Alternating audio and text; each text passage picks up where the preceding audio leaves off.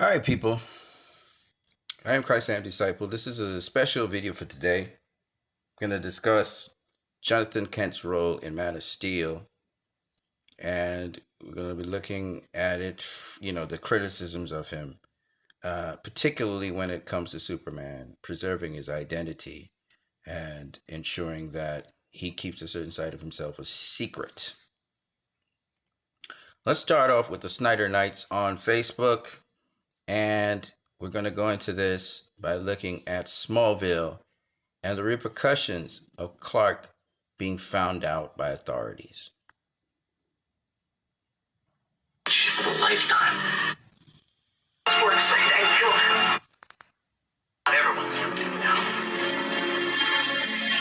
A crane collapsed at my husband's work site and killed him. Where was Clark Kent then? Who says he gets to choose who lives and who dies? Hero, if Superman were here right now, what would you want to say to him? That my family too had dreams. To look him in his eye and ask him how he decides which lives count and which ones do not. Who are you working with? Like I said, I'm not working with anyone. I was sent here alone. To do what? Work on a farm? It's pretty clear there's a bigger agenda here. My father sent me here with a dying wish that I use my abilities to protect mankind. It's what I've always done. It's what I'm going to continue to do. And I'm sure if I ask your friends, they'll attest to that. Friends like Lois Lane. You gave her the front page of a lifetime. And if she's been keeping your secret, she could be aiding and abetting an enemy of the state. Lois is innocent. Everything she knows is in her story. And Chloe Sullivan. Impressive how long she kept your secret. How many other secrets is she keeping, Clark? Look, I've been open about everything you've asked me. I appreciate it. I really do. I'm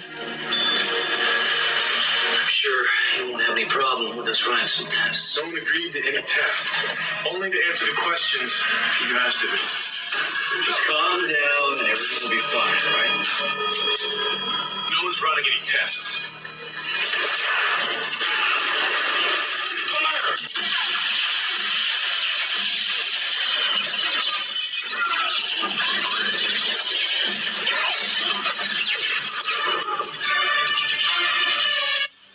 Right? We talked about this. You have... Oh, Clark, you have to keep this side of yourself a secret. What was I supposed to do? Just let him die? Maybe. There's more at stake here than just our lives, Clark, or the lives of those around us. When the world finds out what you can do, it's going to change everything. Our beliefs, our notions of what it means to be human, everything. You saw how Pete's mom reacted, right? She was scared of Clark. People are afraid of what they don't understand. The world fears me, Chloe, as long as they know who I am. I can't help them. I don't have a choice. So, son, you're the answer to are we alone in the universe? I don't want to be. And I don't blame you, son. It'd be a huge burden for anyone to bear. But you're not just anyone, Clark, and I have to believe that you were sent here for a reason. All these changes that you're going through, one day you're going to think of them as a blessing, and when that day comes, you're going to have to make a choice. A choice of whether to stand proud in front of the human race or not. Can I just keep pretending I'm your son? You are my son. The world isn't ready to accept someone like me. No one can ever know my name. Bad things just... Clark Kent's not ever... Okay. Now, that was very important for you guys to understand in the context of what I'm about to go into. Next, Mr. Sunday Movies. He has this 1 hour and 44-minute long spiel on Zack Snyder's DC trilogy, The Caravan of Garbage. He considers, well, I'll let them speak for themselves.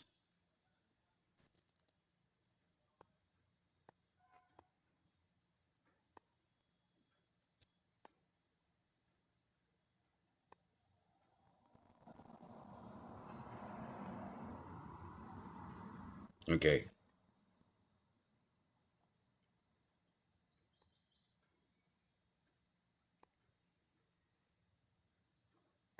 throw you out. Yeah. Just pick him up and hurl him out the door. Yeah, absolutely. And the boss would be like, good job, Clark. Yeah. That being said, his father puts him on a path in this movie where it's very lucky that he didn't turn out to be the kid from Brightburn. Oh, yeah. Okay, so the criticism of Jonathan Kent is what I'm about to address here. First is saying that his father put him on a pathway where he's surprised that he didn't turn out like Brightburn. And there's no way that Jonathan Kent put Clark anywhere on a pathway that is similar to the young kid in Brightburn. Go watch Brightburn. Go watch Man of Steel. You'll see his parents really took time and pain, care to make sure that did not happen.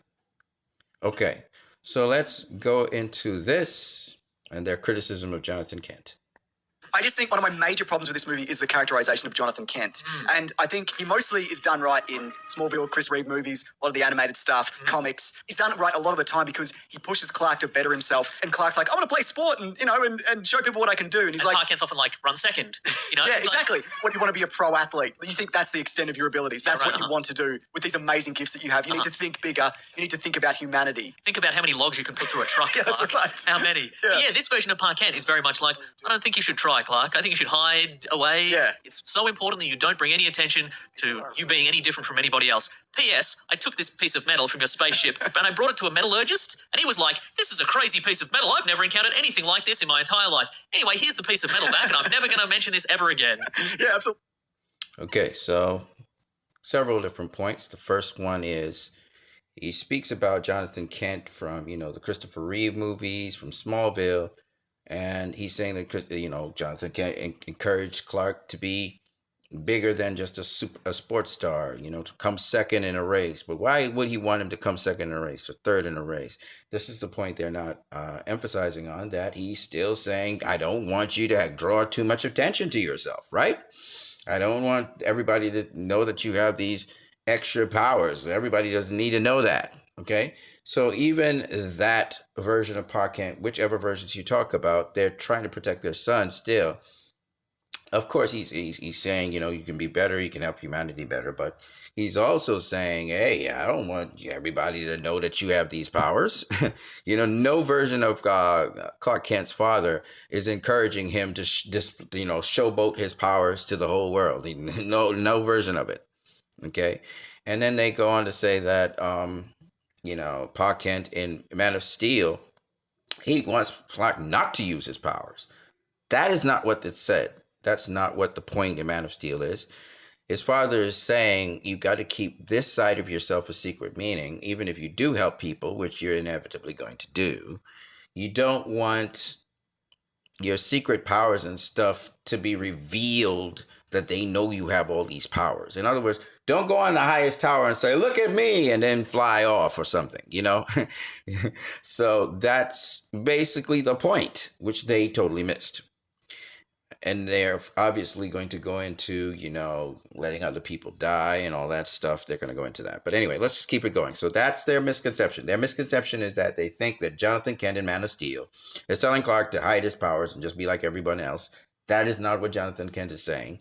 He is saying, you can use your powers.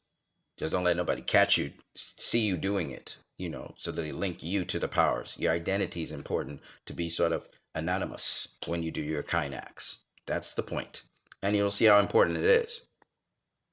Absolutely. One rule for Clark Kent and it's one rule for Clark, isn't it? I have a massive problem with... Oh. And then the metallurgist. I mean, this is infantile. This is not even... A metallurgist is a metallurgist. All they do is they check metals. So if I come into a pawn shop, for example, where we're pawning items, right? And I bring in this very expensive gold necklace, right? The guy checks it out, the perfect carat gold, pristine condition. I call a price for it. He buys it from me. He's not going to question, he may ask me a couple things about it. He's not going to question whether I stole it or not. You get what I'm saying? So, similarly, people generally perform their roles and they don't go beyond their roles. Meaning, a scientist, for example, doing a test on some strain of papillomavirus, for example. And papillomavirus is what causes cervical cancer, for example. And you find out that, this particular strain can do X, Y, and Z.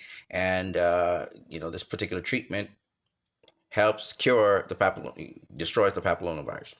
Fine. Now in the lab, that's great. I know this information, but I'm not trying to think of the repercussions of that and how it could negatively affect people and how it positively. We're not going that deep. We're just trying to deal with the papillomavirus and see if this can get rid of it. And that's it. So the metallurgist, he's just trying to do his job and no more. Okay. He identified, I don't know where, I've never seen this stuff. This is very interesting, but I'm not trying to follow through on it. He's not a detective.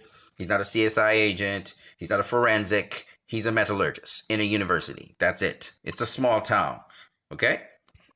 So they are making much more of that than it needs to be. Tornado death. I've written here, the death of Park Kent is the dumbest death in the history of cinema. I don't know about the dumbest death in It's history. the dumbest death. The idea also that it's not even the moment where he doesn't rescue him, which he could. Because first of all, nobody is looking at Clark in that Yeah. moment. Everyone's looking at Park Kent. He could run in, grab him. No one would even see what happened. Yeah. The other thing is, before they even get to the underpass, he says to Clark, I'll go back for the dog. Here, carry this kid. I move at regular speed and I can get my foot caught in a car door. Yeah. If it happened to you, you'd walk through it like it was tinfoil. All the steps leading up to that make no sense. They make sense if you consider.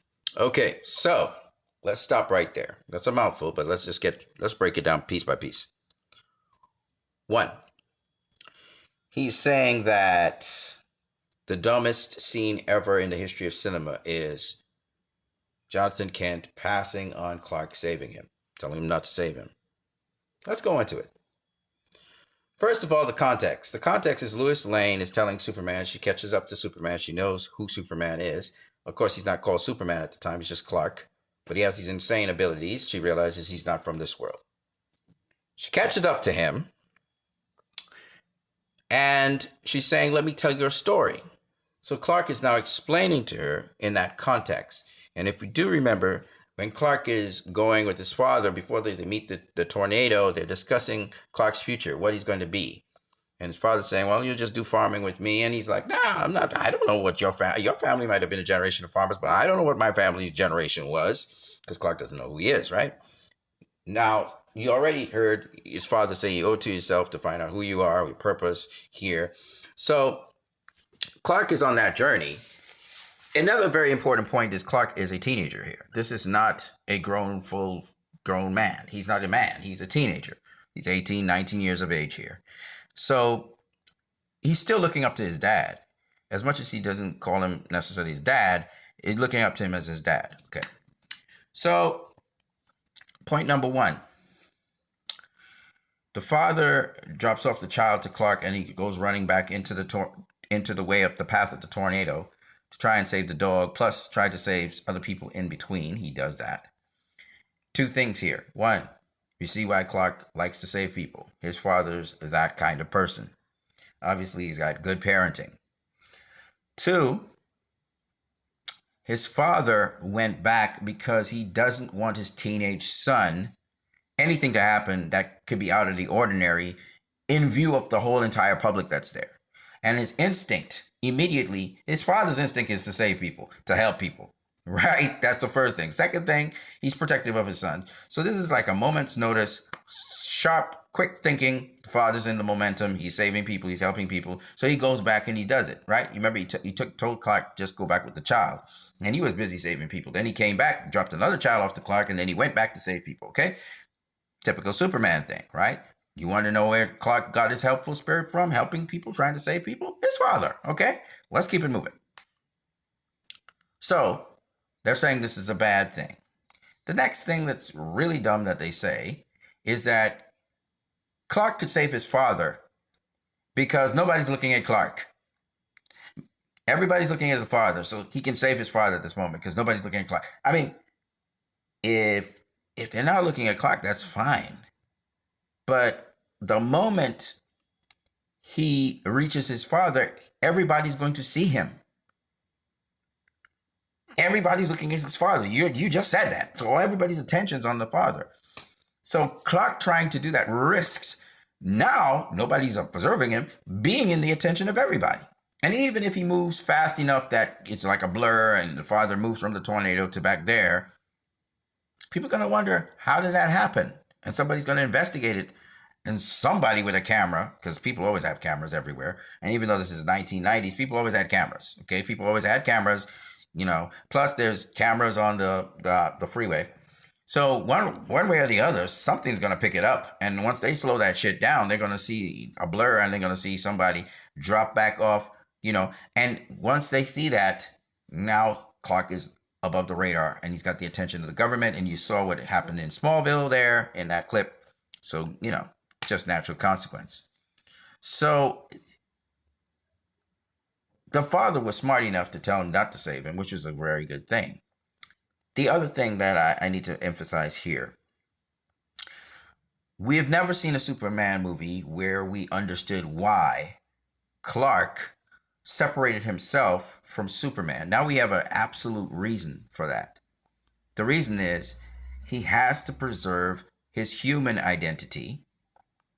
Otherwise, as was shown in Smallville, the world, knowing who he is, that he's an alien, they will look at him totally different, right? He'll have no moment of normalcy from there on in. But the fact that he separated himself by having a Kryptonian identity, which was Superman, and then an Earthling identity, which is Clark, helped him to not have to deal with that difficulty of the world, the controversy that accompanies it. Once he's Clark Kent, he's anonymous, he's mixed in with the human population. And so this particular scene is so important because Jonathan Kent helps to preserve that. If Clark had saved the Jonathan, that would have been destroyed, and the government would come down, run tests on Clark, apprehended him. This is a teenager, mind you. He doesn't know what his purpose is. He likes to help people, but he doesn't know why. He doesn't know where he comes from. That is a recipe for disaster. Clark going AWOL and becoming, you know, a terror to humanity. So the father protected him from that. And that is the key point here, which Mr. Sunday Movies is totally missed. Besides that, this is the beginning of Superman. This is the story about how Superman came to be. Just like how Batman Begins is the story about how Batman came to be. So this is very important in the sense that we're getting things that we never got in any other Superman movie. We know now why Clark became Clark Kent, Daily Planet reporter. We understand how he separated from Superman, which is a different character to Clark Kent because he can display all his Kryptonian abilities, etc. So this movie, this key moment here is important when Clark is revealed to the world. When he finally is revealed to the world, he's revealed to the world as Kal-El Superman, right? They call him Superman, but he's Kal-El. He was known as Kal-El by General Zod when General Zod outed him to the world. But he was ready at that point in time because he already had the suit. He spoke to his father. He knew where he was. He knows the history. He knows who General Zod is. Now imagine General Zod shows up before all of that. That would have been horrendous again because Clark, again, doesn't fully know who he is. He's now going to meet this version of the Kryptonian people, his race. General Zod might have been able to brainwash him into following him and annihilating humanity. So everything happened at the right time in the movie, and his father was right to wait. The world wasn't ready. I mean, the film said it. He said it to Lois Lane. The world wasn't ready for him. And if they did find out who he was, they might have hated him, and then it would be a problem. He couldn't help the world if they hate him, which is what Superman in Smallville was saying, that point. So I just wanted to stress that and stress the misunderstanding by people who are caught up in nostalgia. I think people being so nostalgic and always bringing back reference to Superman 1978, I think these people have sort of turned off their ability to reason and process films. And Man of Steel is a very well thought out film, really well relayed film. It explains everything that is needed because it's explaining how Superman came to be. And it may, it's not the typical, okay, Jonathan Kent suffered of a heart attack. Okay, it didn't happen that way. I think they missed the point that it wasn't about Superman saving Jonathan Kent as it was Superman having a separate identity to his superhero identity. His human identity is Clark Kent. And this is establishing that, and that's something that they totally missed.